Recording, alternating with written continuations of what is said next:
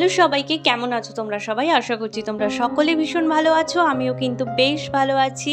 চলো আজকে সকাল সকাল তোমাদের সাথে নিয়ে ব্লগটা স্টার্ট করছি। এখন বাজে সকাল 9:30 মতো। তো এখন থেকে তোমাদের সাথে নিয়ে ব্লগটা স্টার্ট করছি। আশা করব তোমাদের সকলের ভালো লাগবে। চলো তাহলে শুরু করা যাক।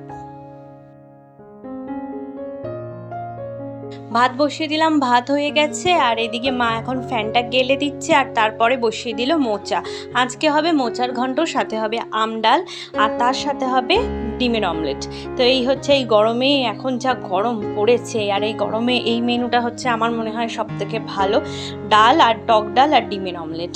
তোমরা কি বলো? সাথে অন্য কিছু থাকলেও হবে। তো সকাল সকাল আমি একটুখানি গাছেও জল দিয়ে দিলাম, কারণ গাছের গোড়াগুলো একদম দেখছি খটখটে শুকনো হয়ে আছে। আর এই টমেটো গাছটাতে টমেটো ধরেছে, তো এই গাছেও একটু ভালো করে জল দিয়ে দিলাম।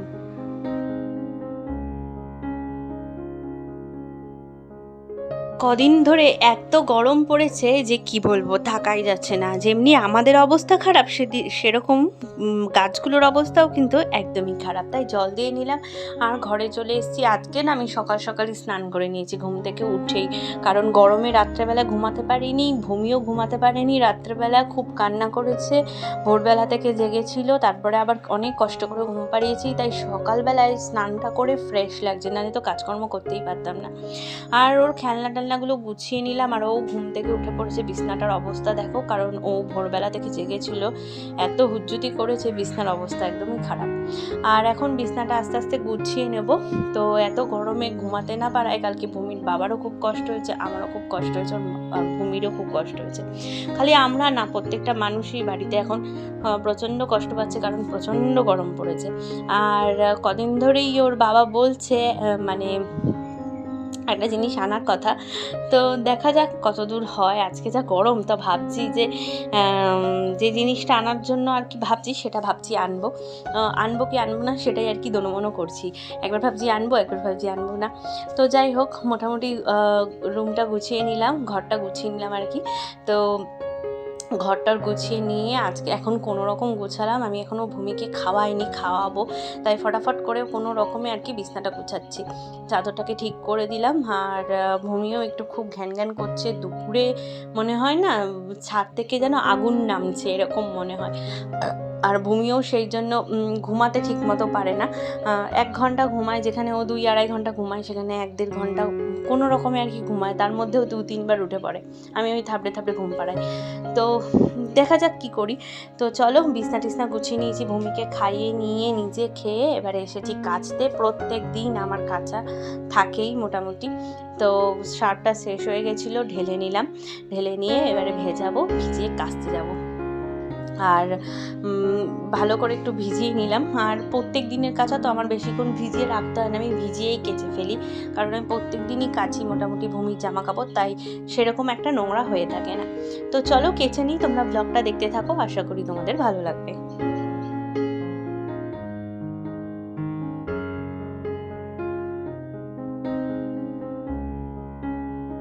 এত গরম লাগছে, খালি ঘন ঘন জল খাচ্ছি, আর ভূমিও ঘন ঘন খুব জল খেতে চাইছে। তোমরাও কিন্তু খুব জল খেও। আর এইখানটা দেখো কি রোদ পড়েছে, আর আমি না ভুল করে এখানে চলে এসেছি। এবার জামা কাপড়গুলো নামিয়ে ফেলেছি, এত রোদে আমার উচিত হয়নি এখানটা এখন জামা কাপড়টা কাচা। তার জন্য আর এখানে কাচবো না। আজকে অনেক বেলা হয়ে গেছে, এখন 11টা 11:30 মতো বাজে। এই সময়টা এই কলপাটটাতে খুব রোদ পড়ে যায়, কাচা যায় না। কিন্তু আজকে আমি ভুল করে চলে এসেছি, তো আর বেলা হলে এই কলে কাচা যাবে না আর কি। তো কোনো রকম তাড়াহুড়ো করে কাচলাম, কিন্তু কাচা কিন্তু 1 গামলা ছিল। একটু সময় লেগেছে রোদে বসে, আমার তো পুরো ট্যান পড়ে গেল, পুড়ে গেলাম আজকে মনে হলো। তো যাই হোক, কেচে টেচে নিলাম, নিয়ে যাব ওপরে মেলবো। তার আগে চলো তাড়াতাড়ি করে ধুয়ে নিই, কেচে নিই। আর অনেকগুলো কাচা ছিল মোটামুটি, সেগুলো কাচলাম। আর সকাল থেকে গরমে এত কষ্ট হচ্ছে, সত্যি কথা মনে হচ্ছে খালি জল খাই আর নয় পাখার তলায় বসে থাকি, কোনো কাজ করি না। আজকে মাও খুব তাড়াতাড়ি রান্না করে নিয়েছে, কারণ একদম হালকা পাতলা রান্না করছে। এখন মাছ মাংস ডিম খেতে তো ইচ্ছাই করছে না, আর ভূমিও একদমই খাচ্ছে না। তো কেচে টেচে আমার ননদ ওপরে গেল মেলতে, এই রোদে ওপরে গেল। যাই হোক, তো মেলে আসুক, আর আমি এদিকে একটু ঘরটা মুছে নিলাম। তো ঘরটা মুছে নিয়েছি, মুছে নিয়ে আবার তোমাদের সাথে দেখা করছি। গরমে আর কিছু করিনি, তখন আর কোনো কিছু শ্যুট করিনি, সোজা চলে এলাম বিকেলবেলা। এখন 4টে বাজে, ভূমি তো ঘুমাতেই পারলো না, উঠে গেল। তো বিছনার চাদরটা আমি একটু গাটা ধুয়ে ফ্রেশ হয়ে গেছি।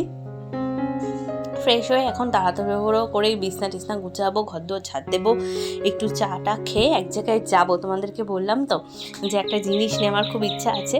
তো একটা একটা করে নিজেদের মানে কিছু আশা, কিছু স্বপ্ন বলতে পারো, আমাদের মধ্যবিত্ত পরিবারের কাছে আমাদের ছোট্ট একটা জিনিস কেনা মানেও আমাদের কাছে আমাদের স্বপ্ন পূরণ করা, আমাদের আশা পূরণ করা।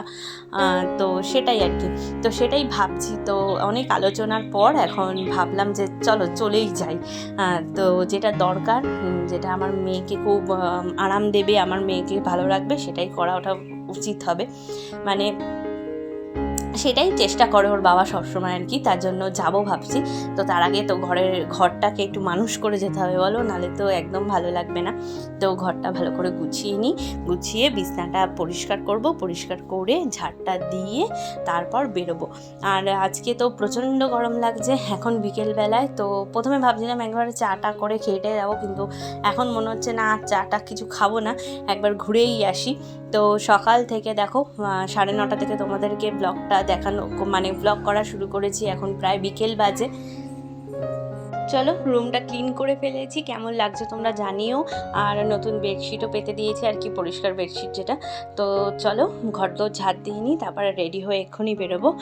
যাবো হচ্ছে আমার হাজব্যান্ড যাবে, আমার ননদ যাবে, আমি যাব, আর ভূমি যাবে। আর আমার ননদ যেতে চাইলো এই কারণেই, কারণ ও তো বাড়িতেই থাকে, একটু কোথাও যাওয়া হয় না ঘুরতে এদিক ওদিক। তো ভাবলাম ওকেও নিয়ে যাই, একটু ঘুরিয়ে আনবো।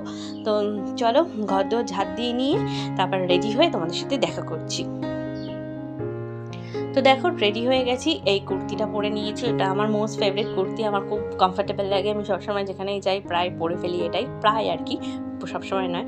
তো আমার হাজব্যান্ডও রেডি হয়ে গেছে, মামাম রেডি, আমার ননদও রেডি। চলো তাহলে বেরিয়ে পড়ি। আর ভীষণ খুশি, ভীষণ হ্যাপি, ভীষণ একটা আমাদের কাছে তো ভীষণ একটা বড় স্বপ্ন পূরণ আর কি। তো চলো, আমাদের খুব একটা আশা ছিল, নেব করছিলাম, তো হচ্ছিলই না। তো এবারে ফাইনালি নিয়ে নেব। তো তোমরা পরের ব্লগে জানতে পারবে যে কি নিলাম আদৌ। তো চলো বেরিয়ে পড়ি। আর বেরিয়ে পড়েছি। আর আমাকে কেমন লাগছে একবার কমেন্ট করে জানিও তো। এই লিপস্টিকটা নতুন আর কি লাগালাম। তো চলো, আর আমিও রেডি হয়ে গেছি আর বেরিয়েও পড়েছি। আর ভীষণ ভালো লাগছে, আর খুব খুশি, আমাকে দেখেই দেখো মনে হচ্ছে। আর বিকেলবেলাটা এরকম গরমের মধ্যে বাইকে করে বেরোতে বেশ ভালো লাগে, হাওয়া লাগে তো, আর বেশ ভালো লাগে, মুডটাই যেন ফ্রেশ হয়ে যায়। তো চলো যাবো আমাদের গন্তব্যস্থলে, যাচ্ছি কাঁচরাপাড়াতে। আর পরের ব্লগে কিন্তু তোমাদেরকে দেখাবো কি নিলাম না। আর তোমরা কিন্তু অবশ্যই সাথে থেকো বন্ধুরা, পাশে থেকো। ব্লগটা কেমন লাগলো জানিও, ভালো লাগলে লাইক, শেয়ার, সাবস্ক্রাইব করো, অনেক শেয়ার করো তোমাদের বন্ধুদের সাথে। আমার যদি ব্লগটা ভালো লেগে থাকে প্লিজ শেয়ার করো, আর ভালো লাগলে কিন্তু অবশ্যই লাইক করো। তো চলে এসেছি বাগমোড়ে, বাগমোড় থেকে একটু হেঁটে ভেতরে যাব, কারণ 3জন তো গাড়িতে ওখানে যাওয়া যাবে না, তার জন্যই। তো চলো হেঁটে যাচ্ছি এখন।